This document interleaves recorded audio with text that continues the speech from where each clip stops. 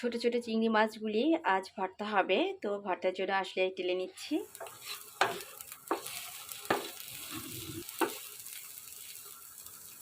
আচ্ছা, আমার মতো চিংড়ি কে কে পছন্দ করেন? আমি তো ভীষণই পছন্দ করি। সেটা হতে পারে চিংড়ি ভর্তা, চিংড়ি দো পেঁয়াজু, চিংড়ি মালাইকারি, বিভিন্ন ধরনের আইটেমই আমার ভীষণ পছন্দের।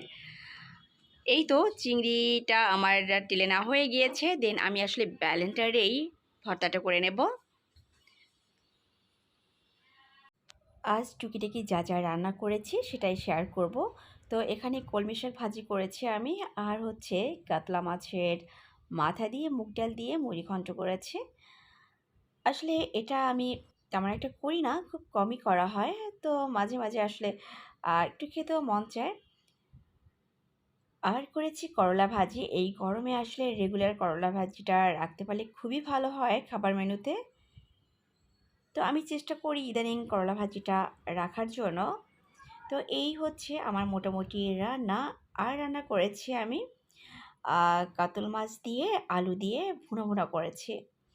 তো এটাই আমি এখন রোদেলাকে তুলে দিচ্ছি, যেহেতু রোদেলা আসলে একদমই খেতে চায় না, কেননা জানি না, সে রান্না মাছ পছন্দই করে না। সে আসলে ফ্রাইটা খুবই পছন্দ করে, যেমন চিকেন ফ্রাই, ফিশ ফ্রাই। হ্যাঁ, ও ছোটোবেলা থেকে আসলে ফ্রাই জাতীয় খাবারগুলি খুবই পছন্দ করে। আসলে আমিও এমনই ছিলাম। তো সেটাই আসলে ও জেনেটিক্যালি হয়তোবা পেয়েছে। রুদেলাকে আসলে আমি বুঝিয়ে শুনিয়ে দিয়েছি খাবারটা।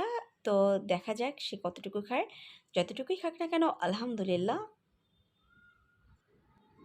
আর এটা হচ্ছে বিকেলবেলা আমি তরমুজ দিয়ে জুস করেছিলাম। যেহেতু প্রচণ্ড গরম, তাই আমি আসলে সবসময় একটু চেষ্টা করি জুসটাকে রাখতে।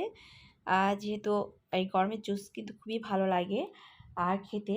তো আমি কাঁচা আম দিয়েও প্রায় জুস করে থাকি। এরকম আ আ যেটাই হোক না কেন আমি চেষ্টা করি ঠান্ডা ঠান্ডা জুস খাওয়ার জন্য।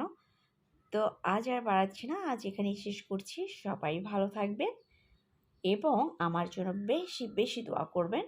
আল্লাহ হাফেজ।